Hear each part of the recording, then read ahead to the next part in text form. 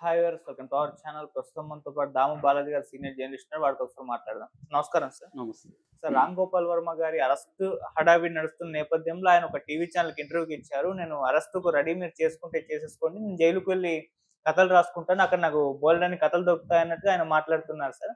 So ఆయనకు కూడా తను అరెస్ట్ అయిపోతాడని తెలిసిపోయింది. ప్రిపేర్ అయిపోయి ఉన్నాడన్నట్టుగా కనిపిస్తుంది సార్. అసలు ఆ ఇంటర్వ్యూలో మొత్తం ఏం చెప్పాడు? మరి ఆయన ఇంటర్వ్యూ గురించి చూస్తే మీకేమనిపించింది సార్? నిన్న ఆయన ఒక వీడియో రిలీజ్ చేశాడు. అది 9 నిమిషాలు ఉంది. అంతకుముందు వచ్చిందేమో 2 నిమిషాల లోపల ఉంది. దాని తర్వాత అది ఫుల్ వీడియో ఆయన తన ఆర్జీవి యూట్యూబ్ ఛానల్‌లో పెట్టాడు. అది కూడా చూశాను. ఇంటర్వ్యూ కూడా డీటెయిల్ ఇంటర్వ్యూ ఒక బిగ్ టీవీ ఛానల్‌కి ఇచ్చాడు ఆయన. అది ఇప్పుడు లైవ్‌లో వెళ్తుంది యాక్చువల్‌గా. సో, ఆ ఇంటర్వ్యూ అంతా కూడా నేను చూశాను. ఓవరాల్‌గా ఆయన చెప్పదలుచుకుందేంటంటే ఇది నేనొక్కడే పెట్టింది కాదు. వందల, వేల, లక్షల మంది ఎవ్రీడే వాళ్ళ ఒపీనియన్స్‌ని సోషల్ మీడియాలో పెడుతుంటారు. ఇప్పుడు నన్ను ఒపీనియన్స్ సోషల్ మీడియాలో పెట్టిన దానికి ఎవరో మనోభావాలు దెబ్బతిన్నాయని కేసు పెడితే, రోజు లక్షల మంది మీద లక్షల మంది కేసు పెట్టాల్సి ఉంటది.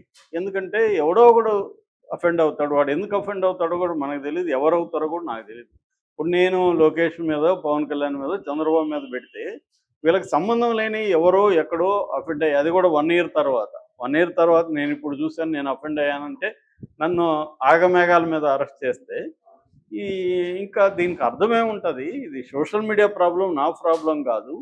నాకు రాజ్యాంగం ఫ్రీడమ్ ఆఫ్ ఎక్స్‌ప్రెషన్ ఇచ్చింది. నా అభిప్రాయాలు నేను చెప్పాను. అది ఒక జోక్‌గా చెప్పాను తప్ప నాకు ఎవరిని కించపరచాలనే ఉద్దేశమో, వాళ్ళని ఇంకోటి చేయాలనే ఉద్దేశం లేదు. జోక్‌గా చెప్పాను. అలాగే అందరూ చెప్తుంటారు. ఇప్పుడు నా మీద కూడా విపరీతంగా పెడుతున్నారు.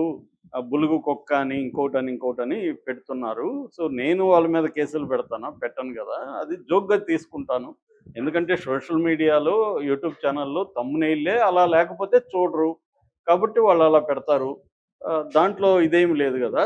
ఇలా గాని జరుగుతా ఉంటే ప్రతిరోజు కొన్ని వేల మంది మీద వేల మంది కేసులు పెట్టుకోవాలి. ఇదే పని జరుగుతుంది అనేది ఆయన చెప్పింది.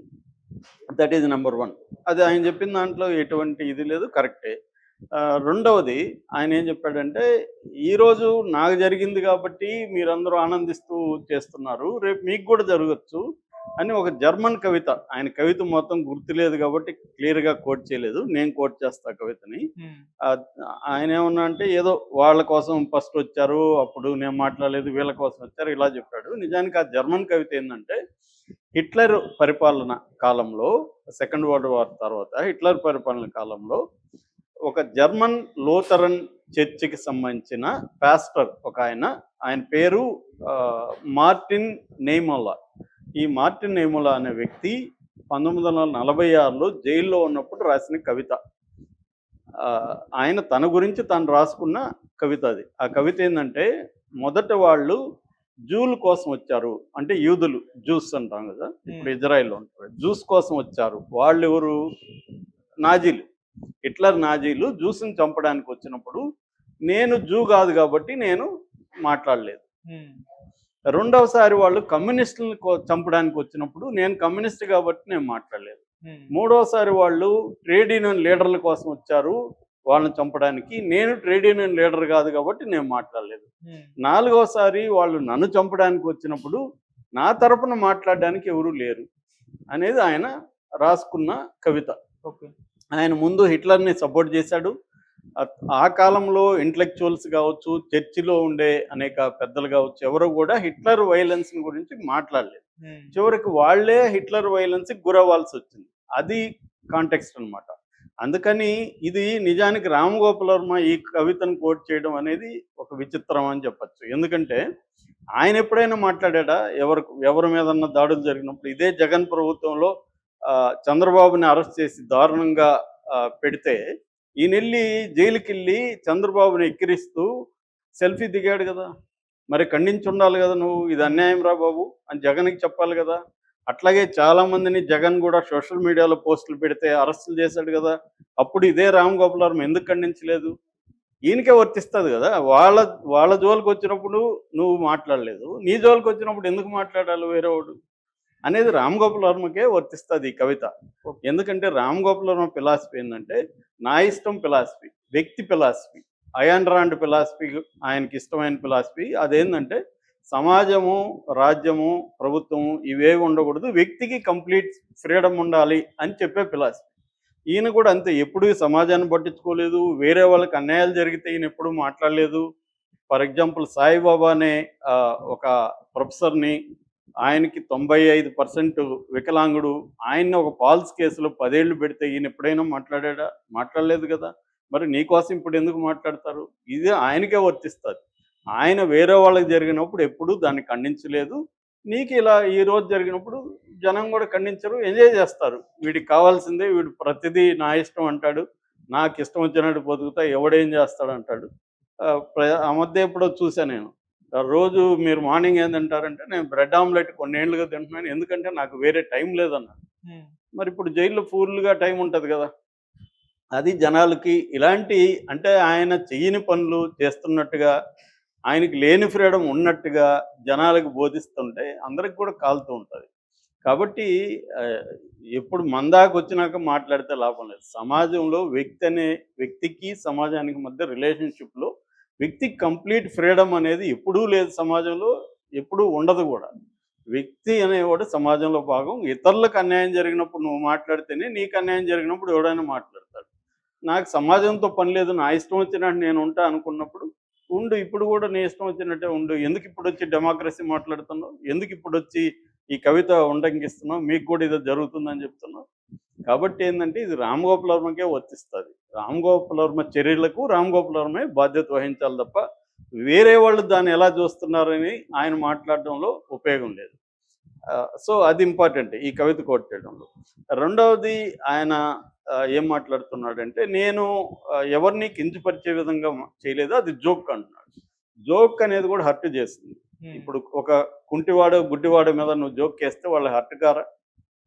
వాళ్ళకు ఒక ఆల్రెడీ ఒక వికలాంగతో నేను జోక్ వేసానంటే జోక్ ఆల్సో హర్ట్స్.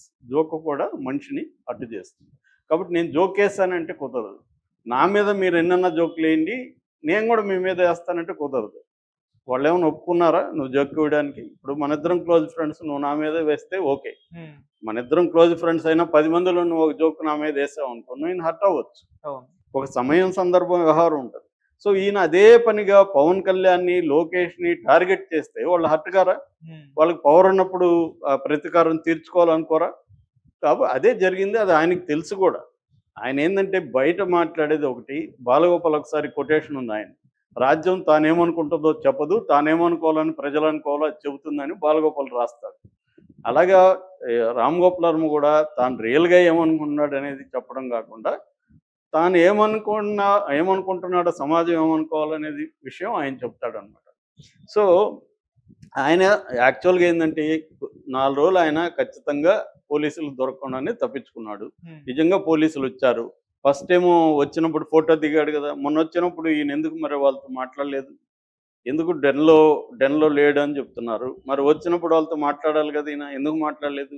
ఈ 3 రోజులు ఎక్కడో ఉండి రిలీజ్ చేసి ఇప్పుడు వచ్చి ఎందుకు ఇంటర్వ్యూ ఇస్తున్నాడు? క్లియర్గా ఏమంటే ఆయన 2-3 కారణాలతో బయటికి వెళ్ళాడు. ఒకటి, అన్నిటికంటే ఇంపార్టెంట్ ఏంటంటే ముందస్తు బెయిల్ ఏమన్నా వస్తుందేమో, వస్తే మనల్ని అరెస్ట్ చేయకుండా ఉంటారనేది నెంబర్ 1. ఆయనకు అరెస్ట్ చేస్తారని తెలుసు, కానీ అరెస్ట్ని తప్పించుకోవడానికి ఆయన ఎస్కేప్ అయితే అయ్యాడు. కానీ అది ఫలించలేదు, బెయిల్ రాలేదు, ముందస్తు బెయిల్. ఇక ఫోన్లు ఆఫ్ చేసుకున్నాను ఆయన ఏదో కారణాలు చెప్పాడు. ఎందుకంటే ఎవరెవరు అడుగుతా ఉన్నారు అది ఇది. అదన్నీ కూడా కారణాలు వాస్తవమే కావచ్చు, కానీ పోలీసులకైతే అందుబాటులో పోలీసులు నన్ను అరెస్ట్ చేయడానికి రాలేదన్నారు. మరి అరెస్ట్ చేయడానికి రాలేనప్పుడు ఎక్కడో ఉండి చెప్పాల్సిన అవసరం ఉంది. వాళ్ళు ఎందుకు వచ్చారు మరి అరెస్ట్ చేయడానికి? అరెస్ట్ చేయడానికి రాకపోతే వాళ్ళు ఎందుకు ఒంగోలు నుంచి పని లేక వచ్చారా? ఎందుకు వచ్చారు? దానికి ఈయన దగ్గర ఆన్సర్ లేదు. వాళ్ళు ఎందుకు వచ్చారో నాకు తెలియదు అన్నాడు. ఎందుకు వస్తారు? అరెస్ట్ చేయడానికే వస్తారు, వేరు చూసిపోవడానికి రారుగా. రామ్ గోపాల్ వర్మ డెన్న చూసిపోవడానికి వస్తారా? కాబట్టి ఆయన లాజిక్కే ఆయనకి అప్లై కాదు ఇక్కడ. క్లియర్గా రామ్ గోపాల్ వర్మకి తెలుసు, వీళ్ళు పవర్లోకి వచ్చారు, నేనప్పుడు వీళ్ళని హట్ చేశాను, దాంతో వీళ్ళు ఇప్పుడు నా మీద ప్రతీకారం తీర్చుకోబోతున్నారని ఆయన క్లియర్. ఈ విషయం ఆయన చెప్పడానికి ఆయనకి ఇప్పటికి కూడా ధైర్యం లేదు. ఇది లోకేష్, పవన్ కళ్యాణ్ చేస్తున్నాడని చెప్పడానికి ఆయనకు ధైర్యం లేక ఎవరో మిడ్ రేంజ్ వాళ్ళు చేస్తారు. మిడ్ రేంజ్ వాళ్ళు ఎందుకు చేస్తారు? మిడ్ రేంజ్ చేస్తే వాళ్ళు గమ్మునుంటారా? వాళ్ళకి తెలియకుండా మిడ్ రేంజ్ వాళ్ళు చేస్తారా? ఇది క్లియర్గా లోకేష్ పవన్ కళ్యాణ్ చేశారు. నాకున్న సమాచారం ఏంటంటే ఈయన దాన్ని మ్యానిపులేట్ చేసుకోవడానికి లోకేష్ని కలవడానికి ఎలక్షన్ ముందే ట్రై చేశాడు. కానీ అది లోకేష్ ఒప్పుకోలేదు. అట్లాగే తనకు తెలిసిన తన ఫ్రెండ్స్ అయిన ఇక్కడ రేవంత్ రెడ్డి కావచ్చు, రఘురామకృష్ణరాజు ఇలాంటి వాళ్ళంతా ఆయన కాంటాక్ట్ చేశాడు. వాళ్ళు కూడా చేతులెత్తేశారు. పవన్ కళ్యాణ్ సీరియస్గా ఉన్నాడు, లోకేష్ సీరియస్గా ఉన్నాడు, ఎవరి మాట అయినా పరిస్థితి లేదని వాళ్ళు చెప్పేశారు. చెప్పినప్పుడు ఇప్పుడు డెమోక్రసీ, నా కోసం ఎవరు లేరు, ఇవన్నీ ఇప్పుడు మాట్లాడుతున్నాడు. కాబట్టి ఇక్కడ ఏంటంటే మనం ఈయన తప్పు చేశాడా లేదా అనేది నేను చర్చకి వెళ్ళట్లేదు. ఎందుకంటే నిజానికి ఆయన కంటే ఘోరంగా చాలామంది మాట్లాడారు. కానీ ఈయన ఇన్ఫ్లుయెన్షియల్ పర్సన్, ఈయన వాళ్ళ మీద వేసిన జోకులు కావచ్చు, వాళ్ళ మీద వేసిన సినిమాలు కావచ్చు, దీని ప్రభావం ఎక్కువ. అందుకని వాళ్ళు ఒక ఎగ్జాంపుల్గా ఇతన్ని పనిష్ చేస్తే ఇంకోడికి ధైర్యం ఉండదు ఇలాగా అనేది వాళ్ళు నిరూపించదలుచుకున్నారు. దానివల్ల ఈయనకి ఏమన్నా కొంపలు మునిగిపోతా అంటే ఏమి మునిగిపోవు, వాళ్ళకి కూడా తెలుసు ఈయనకేమి దీనికి ఉరిశిక్షో లైఫో పడదు. కానీ ప్రాసెస్ ఇస్ ద పనిష్మెంట్ ఇండియాలో. అంటే ఈయన కోర్టులను ఎదుర్కోవాలి, కేసులను ఎదుర్కోవాలి. ఈ చికాకుని ఈయన కలిగిస్తే రామ్ గోపాల్ వర్మనే వదలలేదురా బాబు మనకెందుకని చాలామంది అనుకునే అవకాశం ఉంటుంది. సో ఈ ఒక గుణపాఠం లాగా ఈయనకు ఒక లెసన్ నేర్పిద్దాము అని పవన్ కళ్యాణ్ అనుకోవచ్చు, లోకేష్ అనుకోవచ్చు. అనుకోకుండా ఎందుకుంటారు? They are also human beings. Pawan Kalyan ఫ్యామిలీని ఈయన టార్గెట్ చేసినప్పుడు అనేక సార్లు అల్లు అరవింద్, ఆయన ఎవరు నాగబాబు ప్రెస్ మీట్లు పెట్టి ఇతని మీద మాట్లాడారు కదా. అతను ఒక నీచుడు అని అల్లు అరవింద్ మాట్లాడాడు ఇదే ఆర్జీవన్ గురించి. సో ఎందుకు వాళ్ళు హర్ట్ అయ్యారు. నువ్వు జోకులని నీకు అనుకుంటావు. ఇప్పుడు నేనెవడినో ఒకని గీరికి నేను ఆనందిస్తాను, వాడికి నొప్పి తగులుతుంది కదా. నీ జోక్ వల్ల అవతల వాడికి నొప్పి తగిలినప్పుడు నువ్వు జోక్ వేయకూడదు. అంతేగాని నేను జోక్ వేసాను, నాకు ఇంటెన్షన్ లేదు అంటే ఇంటెన్షన్ నీకు ఉందా లేదనేది అనవసరం. నేను సరదాగానే నేను కొడతాను. కొంతమంది మాట్లాడుతూ సరదాగా కొడతారు మనం, కానీ మనకు దెబ్బ తగులుతుంది కదా. మనకు దెబ్బ తగిలినప్పుడు వాడికి చెప్తాం కదా కొట్టద్దని, వాడు ఆపాలి కదా. ఆపకుండా మళ్ళీ కొడుతుంటే మనకు కోపం వస్తుంది. అలాగా ఇతన్ని ఒక పప్పులాగా అతి ఘోరంగా లోకేష్ని చూపించడం, పవన్ కళ్యాణ్ ఒక జోకర్ లాగా పదే రిపీట్ చేసి చూపించడం, సో అట్లాగే ప్రాపగండా చేయడం. లేకపోతే లోకేష్ ఇతను సినిమా ఆపని ఎందుకు అంత ఫైట్ చేశాడు, ఎందుకంత కోర్టుకు వెళ్ళాడు అంటే అతను హర్ట్ అయ్యాడు పర్సనల్గా. మరి వాళ్ళు చేయట్లేదా తెలుగుదేశం వాళ్ళు అంటే చేస్తారు. పవర్ ఎవరి దగ్గర ఉంటే వాడు జగన్ చేయలేదా? జగన్ దగ్గర పవర్ ఉన్నప్పుడు సైలెంట్గా ఉన్నాడా? జగన్ కూడా ప్రతీకారం తీర్చుకున్నాడు కదా. ఇదంతా కూడా ప్రతి పార్టీ రివెంజ్